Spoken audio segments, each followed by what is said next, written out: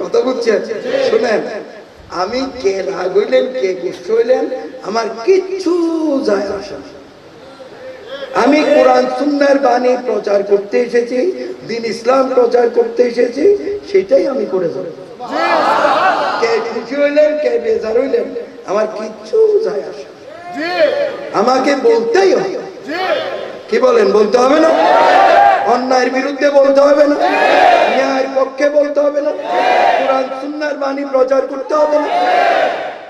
এতে যদি জানো যায় আমার কোনো অসুবিধা নেই।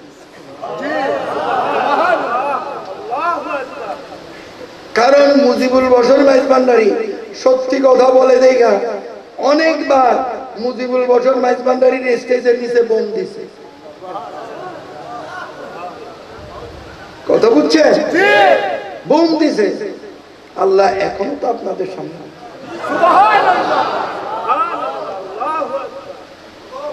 অনেকগুলোর মধ্যে একটা ঠিকানা দিব, একটা ঠিকানার কথা বলবো। প্রথমবার যখন বর্তমান প্রধানমন্ত্রী শেখ হাসিনা তিনি যখন ক্ষমতায় আসলেন, ওনার মানে 5 বছরের মেয়াদ তো, ও শেষ বছর তখন স্বরাষ্ট্রমন্ত্রী ছিল নাসিম সাহেব। কত বুঝতে পেরেছেন? 96। আচ্ছা, আমার সন্তান মনে নেই, বলাতে ভালো তো। কত বুঝতে পেরেছেন? তখন কক্সবাজার লাইব্রেরি আপনাদের পাবলিক লাইব্রেরি ময়দান, কত বুঝতে পেরেছেন? এখন অনেক বিল্ডিং টিল্ডিং উঠে গেছে, ময়দান ছোট হয়ে গেছে। তখন পুরা ময়দানটাই ছিল, সাইড ওয়াল 3 সেট ছিল। কত বুঝতে পেরেছেন? ওই পাবলিক লাইব্রেরিতে আমার বসার স্থান করেছে, ময়দানে আমার বয়ান। আমি মাগরিবের নামাজ যখন পড়াইলাম, মাঠ জাম প্যাকড। কত বুঝছেন? একদম পরিপূর্ণ মাঠে ভর্তি। তখন আমি এখন নিজে তো ইশারায় নামাজ পড়ি, এই মসজিদেও বেশ কয়েকবার আমি নামাজ পড়ে গেছি, ইশারায় নামাজ পড়ি চেয়ারে বসে, শারীরিক অসুস্থতার কারণে। তখন আমি নিজে নামাজ পড়াইতাম। আবার অনেক জুমা মসজিদে গেলে কোন ইমাম সাহেব যদি আবদার করতেন, জুমার নামাজও আমি পড়াইতাম। কথা বুঝতে পেরেছেন? তো আমি মাগরিবের নামাজ নিজের ইমামতিতে পড়াইলাম। আমি ঘোষণা দিলাম মাইকে যে আমি এশার নামাজের পর আমি কোরআন সুন্নাহর বয়ান করব। তো এশার নামাজও সবাই রাত আমার পিছনে পড়বে, পড়াবো। তো বললাম এই মাঝখানের এই টাইমটা আমি কারোর সাথে সাক্ষাৎ করব না, আমি একটু বিশ্রামে যাব। কি বিশ্রামে যাব? 15 কি 20 মিনিট পর ডিবি এসবি, কত বুঝতে পেরেছে, প্রশাসনিক লোক সাদা পোশাকে, তারপরে আপনার এই যে পুলিশের পোশাক আছে না, এইগুলো নিয়ে ওনারা ওই খাদেম সাহেবরে বলল যে আমরা একটু হুজুরের লোকে দেখা করতে চাই। কথা বুঝছেন? আমি বললাম যে আসতে বলে। ওনারা গেলেন, হুজুর স্টেজের নিচে আমরা বোম পাইছি, বোমটা এত পাওয়ারফুল যেটা আমাদের পক্ষে নিষ্ক্রিয় করা সম্ভব না, এটার জন্য আর্মি লাগবে। বলেন নাউজুবিল্লাহ। কথা বুঝতে পেরেছে? এত পাওয়ারফুল। আমাদের অনুরোধ, আপনি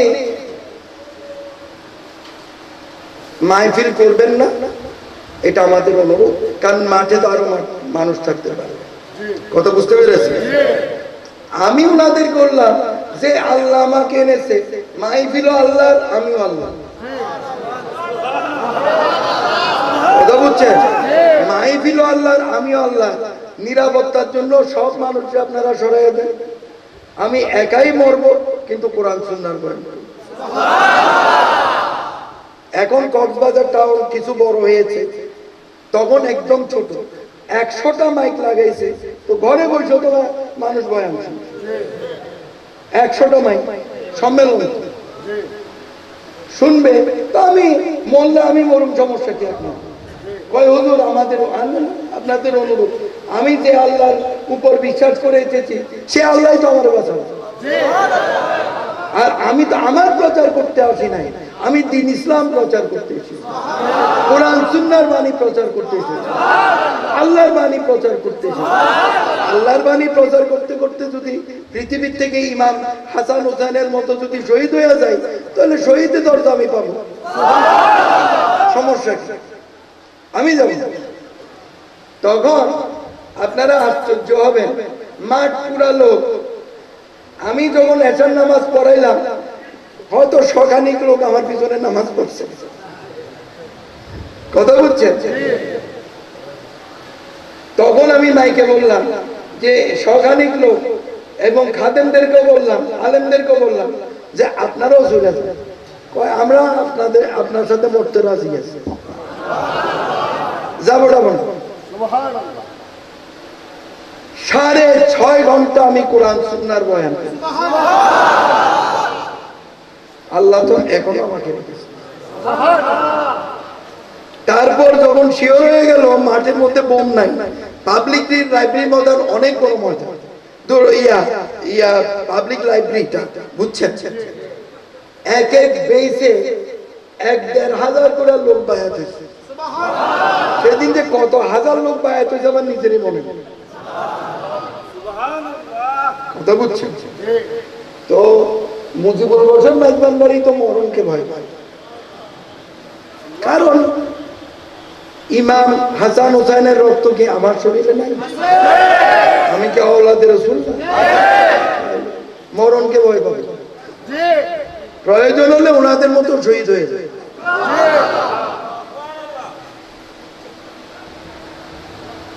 মুন্সিগঞ্জেরই কালী বাজার, তখন আমার বয়স ছিল কম।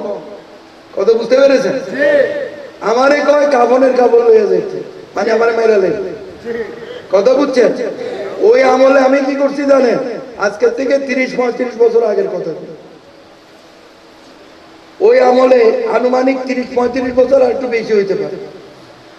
ওনারা মনে করছে আমি লুকাইয়া যাব, তো বিভিন্ন জায়গায় ওনারা পাহারা, আমি তো গেছি সদর রাস্তা দিয়ে। একেবারে এরকম টেবিল, ওই টেবিলটা আর উঁচু ছিল, বুঝছেন? টেবিলের উপর এই যে আমি কাফনের কাপড় নিয়ে আসছি, দেখাই আর টেবিলের উপর রাইখা তারপরে বয়ান।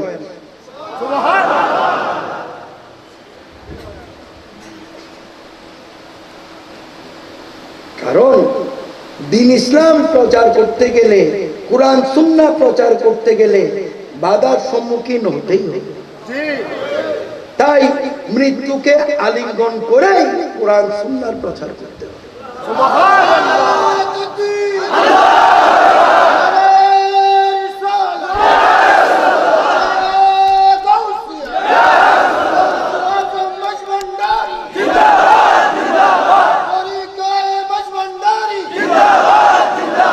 কথা বুঝতে পেরেছে? এবার আসুন, এটা কেন বলেছি জানেন? বেহুদা জান দিতে আমি আপনাদের বলবো, কাউকে আহ্বান করব, কারণ এই জান আল্লাহ দিয়েছে আল্লাহর উপাসনা করে মুমিন মুসলমান হওয়ার জন্য। বাংলাদেশে এমন কিছু হয় না যে আমাদের কারো বিরুদ্ধে জিহাদ করতে হবে। আমরা নিয়মিত আযান দিতে পারি, নামাজ পড়তে পারি, সুন্দরভাবে ধর্মকর্ম করতে পারি। তাহলে আমাদের কারো বিরুদ্ধে জিহাদের দরকার আছে? কারো বিরুদ্ধে যুদ্ধ ঘোষণার দরকার আছে? হ্যাঁ, যুদ্ধ করতে হবে। মানুষের বিরুদ্ধে মানুষের কোনো যুদ্ধ থাকতে পারে? সেটা বাংলাদেশেও থাকতে পারে না, আল্লাহর সৃষ্টি জগতের কোথাও থাকতে পারে না। যুদ্ধ থাকবে শয়তানের বিরুদ্ধে। কার বিরুদ্ধে? কার বিরুদ্ধে? কথা বুঝতে পেরেছে? তাহলে লক্ষ্য করে দেখেন, পৃথিবীতে যত রকমের মন্দ কাজ, এগুলা কার কাজ? এগুলা কার কাজ? এগুলা কার কাজ? এগুলা করা চলবে? করা যাবে?